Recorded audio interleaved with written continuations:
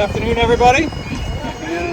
So the soldiers that you see in front of you are Pennsylvania provincial troops that were formed in 1756 during the French and Indian War period here in the colony of Pennsylvania. They were formed to try to stop the French and Indian raids that were occurring all along the frontier of the colony at that time. Carlisle was a frontier outpost. Once you go west of Carlisle, that was the frontier. Once you go north of the Blue Mountain, that was the frontier. The men you see are wearing the green coats. That was a color that was chosen for the Pennsylvania troops. Some of the troops are wearing green coats. Some of the troops are wearing green coats with red facing and red cuffs. That's to denote separate battalions within the regiment. The soldiers with the green coats and red facing are 1st Battalion, and the soldiers with the green coats are the 3rd Battalion. These troops came from all walks of life, but they were not soldiers prior to joining the regiment. So they continually had to train with the firearms that they were given. Most of the firearms that they were given were such as these, which is a long land pattern musket design. The barrel length is 46 inches and it's 75 caliber. Pretty heavy, it's about 12 pounds. The Pennsylvania troops were able to receive these arms from people such as Ben Franklin, who was instrumental in acquiring firearms from many different sources to arm the regiment. Unfortunately, many of these arms were in very bad condition. They were rusted, they were broken, they did not work, and this is all laid out in officer diaries and reports of the time. So even though they weren't soldiers in a previous life, they were expected to drill when they had a chance during the day, and they had to be able to fight as a regular British soldier. They weren't as disciplined or as trained as a British soldier, but they still drilled in that style. So what we're going to go through here is a loading procedure for these muskets. We are in the next iteration of firearms development. Now we have flint locks. So there's a piece of flint in the lock that hits the frizzen, which creates spark. So we're going to be going through the firing commands. You will hear the commands prime and load, which means take powder from your cartridge and load it into your musket, and then casting about and loading the rest of the cartridge with the musket ball and powder in the muzzle, and then you will hear make ready, present, and then fire. Thank you for coming out today. We are garrisoned at the way station, so if you have any other further questions after this, by all means come over and we can talk to you and answer any questions. Thank you.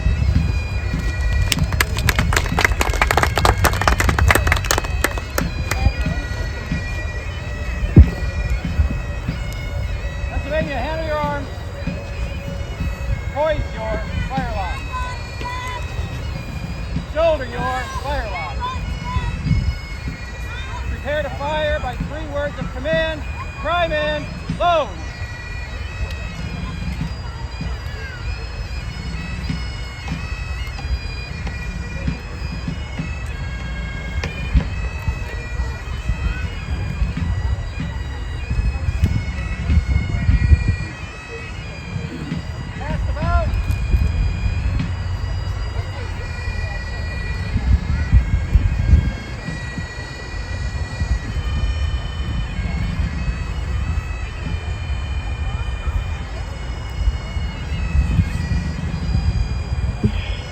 Police, this is Info. Can we get a cart now, please? Present. Fire. Shoulder your firelock.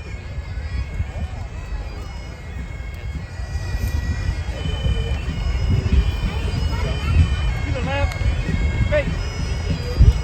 To the front, march. To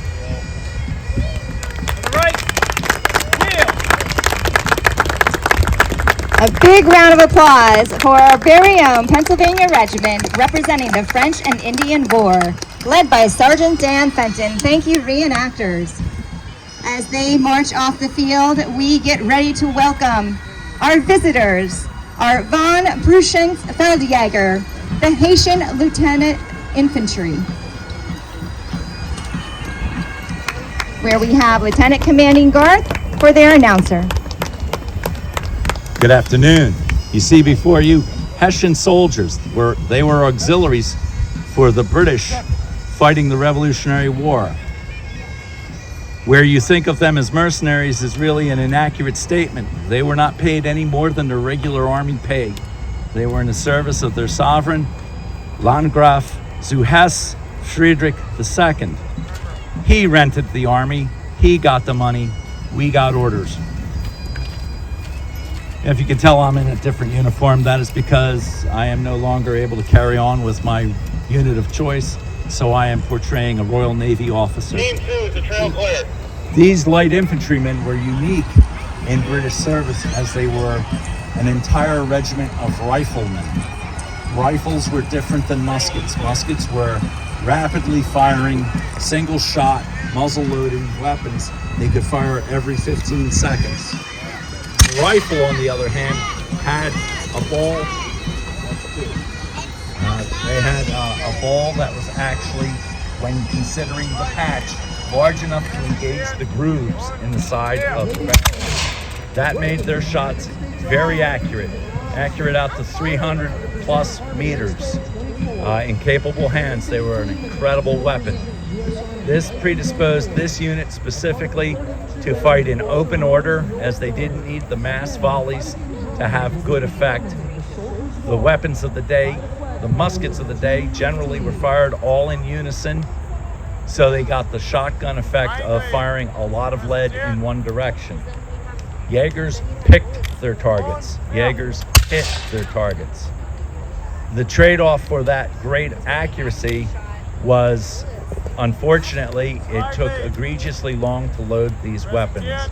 These weapons often took a minute and longer to load. That meant that they were not necessarily going to fight in the pitched battles such as Monmouth or Brandywine. They were going to be involved in skirmishes, they were going to be involved in patrols, they were going to be involved in reconnaissance missions. As a naval officer, my need to have knowledge of the local topography and my ability to survey the local topography would have been invaluable, and that was why I would be attached to the Jaegers. Thank you very much. Once again, thank you to our Hessian Light Infantry Unit, represented by narration Lieutenant Commanding Garth. As they exit the area, we are getting ready to welcome the Mexican War Unit, represented by Corporal Ed Timmons.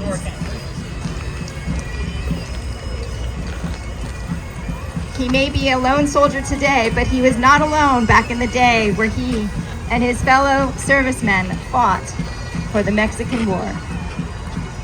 You will see significant changes both in uniform and weaponry. And shortly you will hear about those changes and what made this time unique.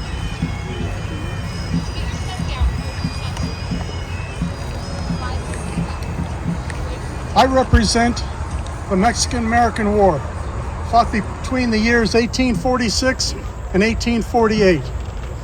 The corporal infantry uniform that I'm wearing, it came out in 1832. The forage cap that I'm wearing came out in 1839. White was the trim of the infantry, and chevrons were point up at that time. This war was a war of transition. When the war began, most of the infantry were carrying the old flintlock muskets, which was flint hitting steel. It would not operate in inclement weather, such as rain, mist, and so forth. But late war, they came out with a new weapon using a percussion system. A percussion cap would be ignited when it was hit by the hammer, and it would fire the musket. This was much more reliable, and it could even fire in inclement weather and even in the rain. I will show you at this point the weapon that I'm holding, the model 1842. Now, if you notice, it doesn't have parts that are flint. It's just a hammer and a cone.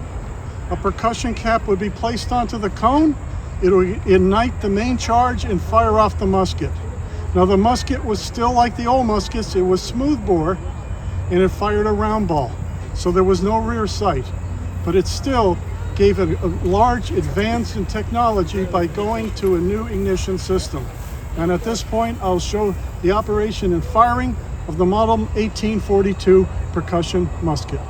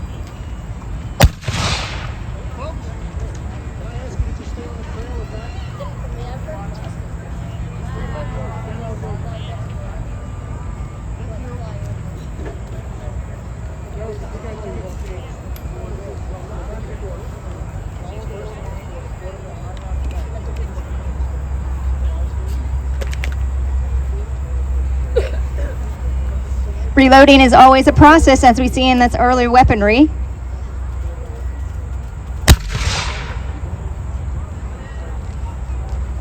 Thank you very much, Corporal Timmons, for the demonstration of the Mexican War unit weaponry. As Corporal Timmons exits the arena area, we get ready to welcome our Civil War Cavalry, where the reenactors are led by General John Buford, a familiar name, and they will make their way out into the field here, and we will learn about the advancements that came along with the Civil War. All right, good afternoon. Welcome to everyone. Cavalry. Cavalry was armed with a variety of weapons. A carbine, which was normally a rifle with a shorter barrel for long range. A 6-shot revolver for shorter ranges. And for up-close fighting, personal fighting, a saber. One of the best and most popular was the Sharps carbine, designed on the 1850s with a paper or linen cartridge. Due to its shorter barrel, the carbine had a shorter effective range of approximately 250 to 275 yards, where a rifled musket that an infantry would use was good for 350 to 400 yards. It was a breech-loading weapon and had no ramrod. It could be fired twice as fast, which is 6 to 8 rounds a minute, where an infantry soldier could fire 2 to 3 rounds a minute. Next, they would use a 1863 Spencer. Is not only a breech loader, is also a repeating carbine. A tube in the stock holds 7 copper cartridges. So you load that cartridge and it makes it a lot faster. Pistols are normally used at shorter ranges, 50 feet or less. First Sergeant Armstrong will be using the 1860 Colt Army revolver. General Buford will be using the 1848 Colt Dragoon, which, while both were weapons, were 44 caliber. For more intimate combat, the cavalry carries a weapon. It is best known for the 1860 Light Cavalry Saber. It weighs just over 2 pounds with a 35-inch razor-type blade. Gentlemen, go ahead. Is that much faster?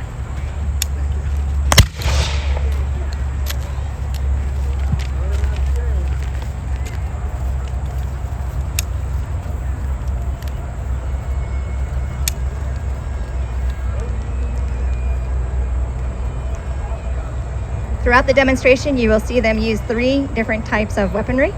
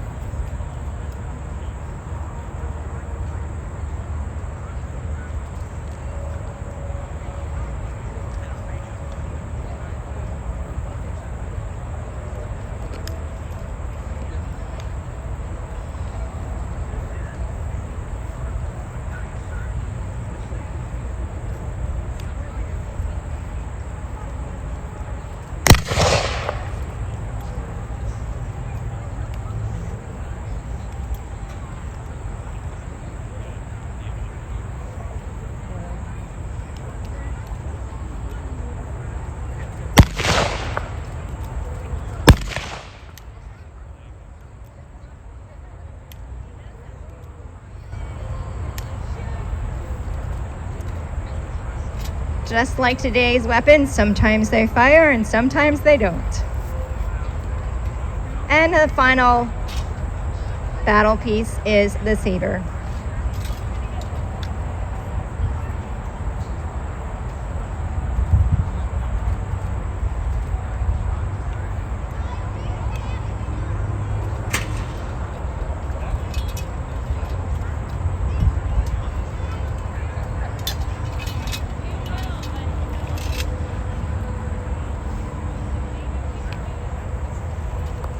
And at this point, please give a round of applause for our Civil War Cavalry reenactors, again led by General John Buford.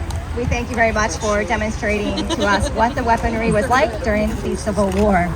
Approaching from the tree line, we have in camouflage representation from World War I, both 28th and 27th Infantry units. They are making their way out, and distinct changes have been made from the time of the Civil War to the time of World War I. As they approach, they will take their position on the field and describe a little bit about the changes and the advancements that they had for World War I. You'll be hearing from Corporal Dan Bauer.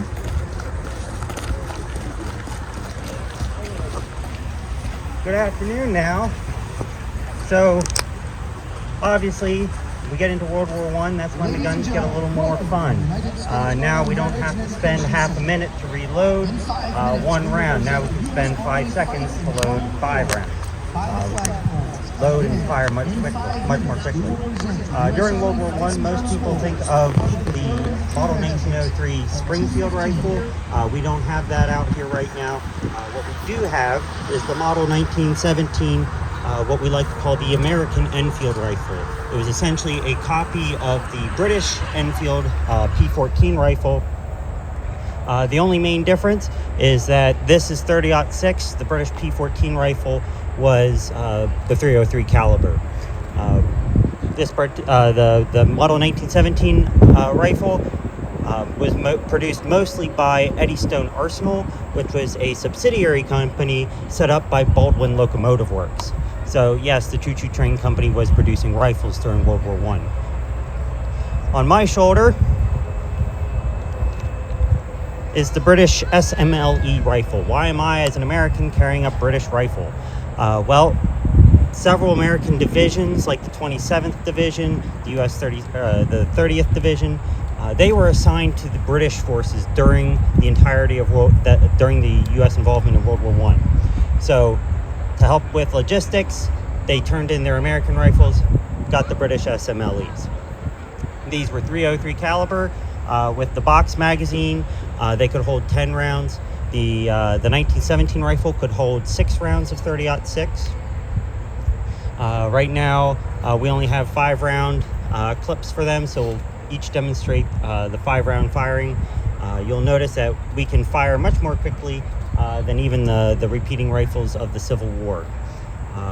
The British rifles, the SMLEs, the British prided themselves in quick, accurate rifle fire. In fact, the first battle that the British were involved in with World War I, the Germans thought they ran into a platoon of machine guns. It was actually a company of riflemen. So you'll see how quickly you can shoot with the SMLEs.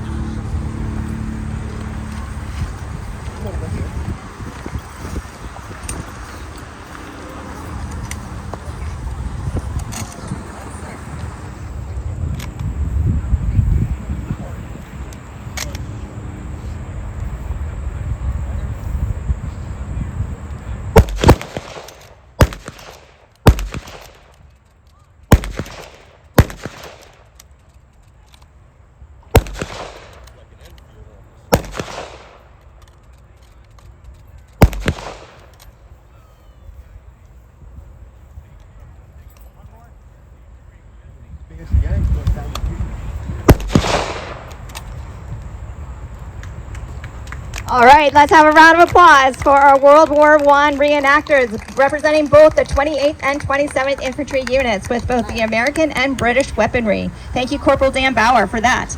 As you see coming out of the field now, we have World War II reenactors representing the 101st Airborne Infantry. Airborne! I'll just see these. They're going to make their way out here and take a similar position on the field where you will get to see more advancements in the weaponry from just a short time frame from World War I to World War II. First Sergeant Bixler will narrate for you. Thank you. Good afternoon, ladies and gentlemen.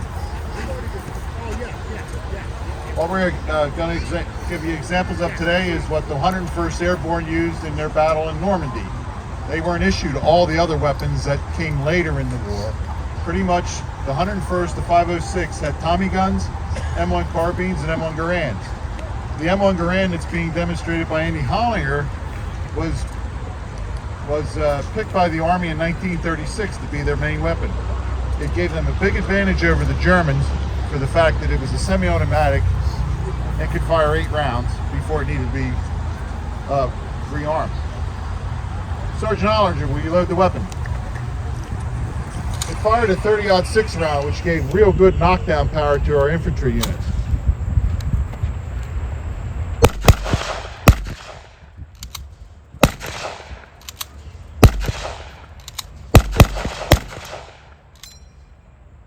At the end of that, you heard the ping that a lot of people talk about. That was the end block leaving the weapon. The second weapon is the M1 carbine, as is demonstrated by Corporal Santiago.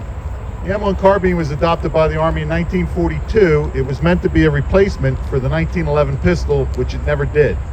The M1 carbine was mostly issued to your crew serve weapons troops, like a machine gunner or a mortarman.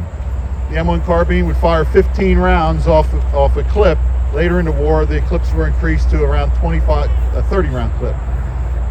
The Airborne were issued 2 types of carbines, the folding stock, which was the M1A1, and the M1, which is the example Corporal Santiago has, which is the full stock.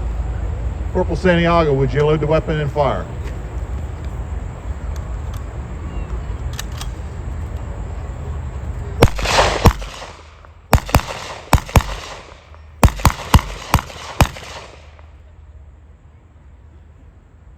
Our final weapon is the full automatic Thompson submachine gun, which was adopted by the Army in 1938, although it was used prior to that.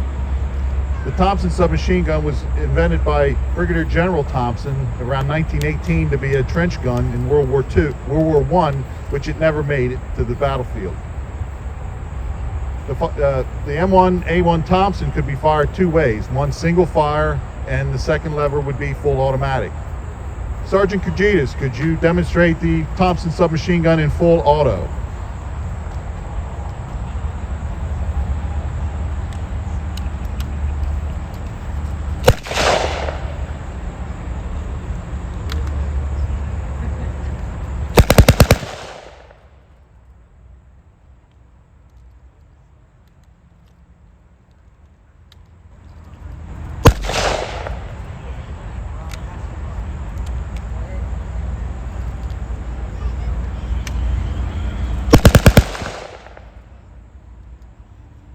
Thank you, Sergeant Kurgitis.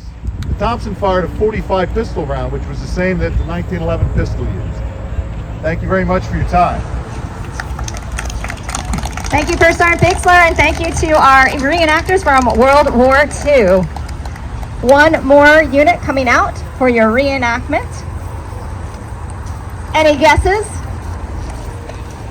No guesses from the field? Vietnam! Who said that? You're right. So we now have our Vietnam reenactors coming out to show us the advancements that they had when they were in their battle. As they make their way out, and we say thank you one more time to the 101st Airborne Infantry, let's give one more round of applause as they're out here. I'll be turning the mic over to Lieutenant Richter.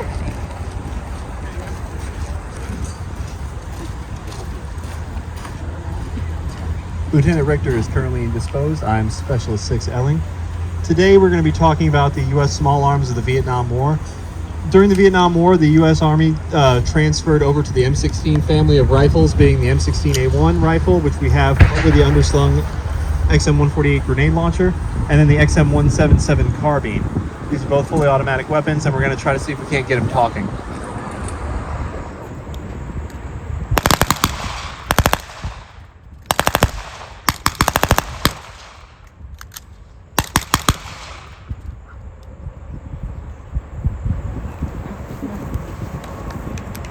Thank you very much for that very quick demonstration of automatic firepower.